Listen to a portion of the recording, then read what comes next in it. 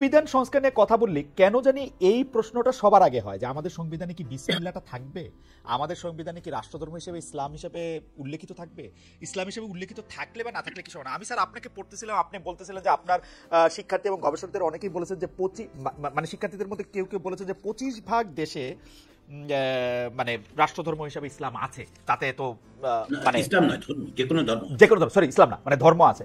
Sir এইটারে আপনি আমাদেরটারে sir আপনি কিরকম দেখেন? বিসমিল্লাহ, রাষ্ট্রধর্ম, যদি আমরা ধর্মনিরপেক্ষতা নাও রাখি, যদি সামাজিক সুবিচার, সাম্য এবং মানবিক মর্যাদায় যাই, তাহলে স্যার এটা কিরকম, মানে কি কি চেঞ্জ করা দরকার? বা এখন আমি যে মানে যে প্রসঙ্গটা উল্লেখ করেছি যে রাষ্ট্রধর্ম থাকার বিষয়টা মানে যেভাবে বিবেচিত হয়, গবেষণা করলে দেখা যায় যে অনেক দেশে এই ধরনের রাষ্ট্রধর্ম আছে এবং চার্চ আছে, যেগুলো অফিসিয়াল চার্চ বলা হচ্ছে। সেসব জায়গায় সকলের অধিকার সুরক্ষা করার ব্যবস্থাও আছে। ফলে রাষ্ট্রধর্মের আলোচনার চেয়ে বেশি গুরুত্বপূর্ণ আমার কাছে বাংলাদেশের ক্ষেত্রে দুটো। একটা হচ্ছে যে বাংলাদেশে একটা মানে বহুত্ববাদী সমাজ আছে, এখানে ধর্মের বিভাজন মানে পার্থক্য আছে এবং এথনিসিটির পার্থক্য আছে।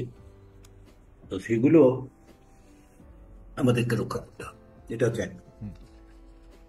দুই নম্বর হচ্ছে যে শুধুমাত্র রাষ্ট্রধর্মের বিবেচনা না করে আমাদের বিবেচনা করা দরকার যে আসলে কি করে আমরা সকলের অধিকার প্রোটেক্ট, সকলের অধিকার, সেটা ধর্মের কারণে এই কারণ না, সকলের অধিকার প্রোটেক্ট করতে হবে আপনাকে। সেই জায়গাটা আমাদের বঞ্চ বিবেচনা করা দরকার।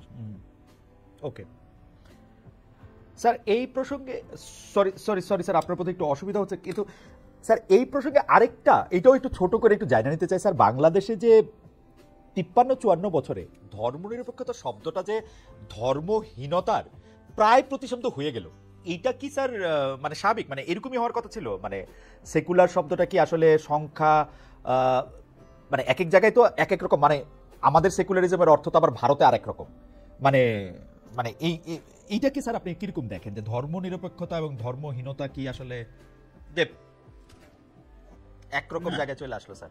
না না না, প্রথম কথাটা বলি, সেকুলারিজমের বাংলা ধর্মনিরপেক্ষতা তো ভুল, নির্বিচার, মানে এটা ভুল। ধর্মনিরপেক্ষতা সেকুলারিজম নয়। অধ্যাপক আনিসুজ্জামান এবং অন্যরা কেন ওই মুহূর্তে সেকুলারিজমের বাংলা ধর্মনিরপেক্ষতা করেছিলেন সেটা ওনারা ব্যাখ্যা করতে পারবেন।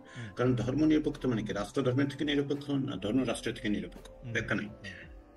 এর একটা ব্যাখ্যা দেওয়া হয়েছে, ওনারা একভাবে একটা ব্যাখ্যা দিয়েছেন, কিন্তু সেকুলারিজম শব্দটা কেবলমাত্র ধর্ম সংশ্লিষ্ট বিষয় নয়।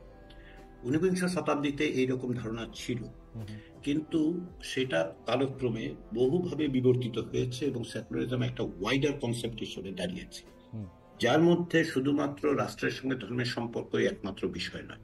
এই বিষয়ে আমরা হয়তো অনেক অনেক দীর্ঘ একাডেমিক আলোচনা করতে পারবো, কিন্তু মূল জায়গা যেটা, সেটা হচ্ছে যে সেকুলারিজম বলতে বাংলাদেশে যেটা বোঝানোর চেষ্টা করা হয়েছিল, একটা হচ্ছে অসাম্প্রদায়িকতার কথা আসলে মিন করা হয়েছিল। কারো মাথায় হঠাৎ করে এটা সেকুলারিজম শব্দটা ঢুকেছিল, তারা এটা এস্টাবলিশ করেছেন, তার একটা ভুল বাংলা তৈরি করা হয়েছে, ভুল অনুবাদ, তারপরে সেটা নিয়ে একটা ঝামেলার মধ্যে পড়েছে গোটা জাতি। তো এটা হচ্ছে একটা দিক।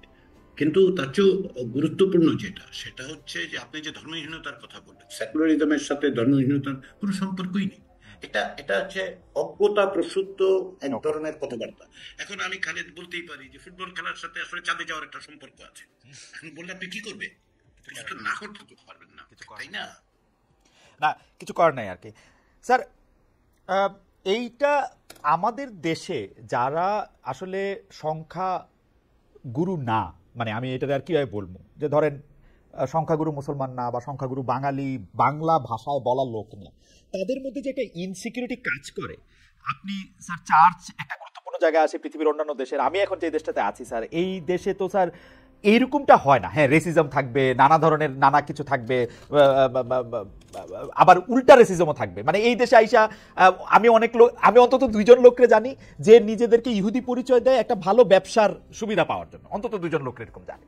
তো ওরা তো সংখ্যা গুরু না, কিন্তু তারা একটা সুবিধা, এগুলি থাকবে। কিন্তু যারা আসলে সংখ্যাগুরুর মধ্যে পড়ে নাই, তারা যে এক ধরনের ইনসিকিউরিটিতে পড়বে কিনা আরো বেশি করে, যে এই সংবিধানটার এই বিষয়গুলি নিয়ে কথা বললে বা নাড়াচাড়া করলে, মানে যারা আমরা সংখ্যা গুরু আসি, তাদের তো সংবিধানে কি লেখা থাকলো, বিসমিল্লাহ থাকলো নাকি ইসলাম থাকলো নাকি কি থাকলো, আমাদের কিছু যায় আসে না, বিকজ আমরা পাওয়ারফুল এখানে।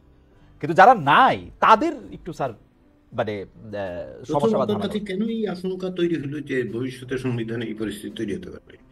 এই সংবিধানের মধ্যে তো এখন যে পরিস্থিতি আছে জি স্যার, সেটা কি খুব খুব প্রোটেক্ট করেছে? একটুও সেকুলারিজম না, তো আছে, একটুও না, করে নাই তো, একটুও না, তাই না? একটুও তাহলে না। সংবিধানে সেকুলারিজম রাখলেই প্রোটেক্টেড হয়ে যাবে এটা আপনার মনে হচ্ছে কেন? গত 52 বছর অন্তত পক্ষে ধরুন আর কিছু বাদ দেন, এই যে 2011 সালে সংবিধান চেঞ্জ করে সেকুলারিজম রিটার্ন করা হচ্ছে, 11 সালের পরে বাংলাদেশে মাইনরিটি পারসিকিউশন হয়নি?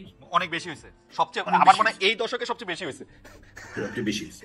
তার কারণটা কি? কারণটা হচ্ছে যে এর সঙ্গে আসলে সেকুলারিজমের সম্পর্ক নেই, ধর্মেরও সম্পর্ক নেই, এটার সাথে পাওয়ার রিলেশনের সম্পর্ক আছে। সোসাইটিতে যারা পাওয়ারটা এক্সারসাইজ করতে পারছে তারা কারা?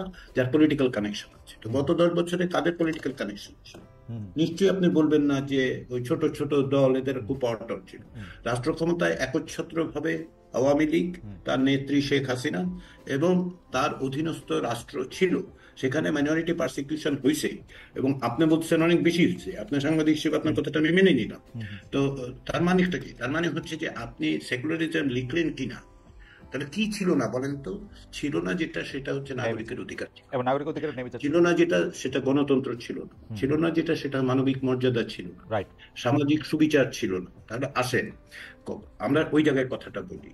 বিষয়টা হচ্ছে যে মাইনরিটি, এই যে আপনি আপনি আমি মাইনরিটি মেজরিটির কথা বলি না, এটা এক ধরনের মেজরিটেরিয়ানিজম।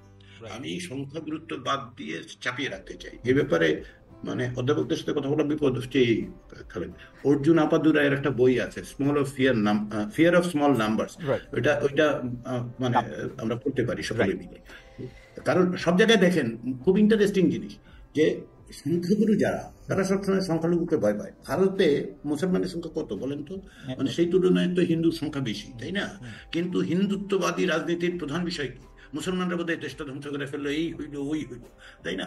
পাকিস্তানে যান, স্যার এটা তো মনে মুসলমানদেরকে যত ভয় না পায় বা বাংলাদেশে হিন্দুদের যত ভয় না পায়, এটা তো মনে সংখ্যা গুরু যারা আছে তারা একটু খুশি হয়। মানে এটা একটা পপুলিস্টই না যে মানে ধরেন বিজেপি যত বেশি হিন্দু হিন্দু করে তৈরি করা হয়, খালি এই ভীতিটা যে তৈরি করা হয় তার কারণটা কি? একটা পলিটিক্যাল সিগনিফিকেন্স আছে।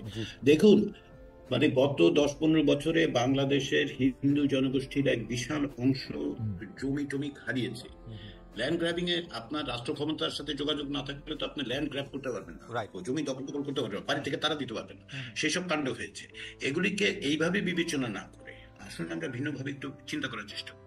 সেটা কি? সেটা হচ্ছে যে আসুন সকলের অধিকার কিভাবে প্রতিষ্ঠা করা যায়, রাষ্ট্রকে কিভাবে তৈরি করা যায় যে সকলকে, এই যে আপনি আপনার উদাহরণ দিলেন না নিউ ইয়র্কে বসে, তো ওইখানে রাষ্ট্র কি করে? চেষ্টা করে সকলকে প্রোটেক্ট করতে। আবার ওই যে দেখুন, মানে আবার বর্ণবাদী প্রবণতার কথা আপনি উল্লেখ করেছেন, কেউ কেউ মৌরিক আছে স্যার।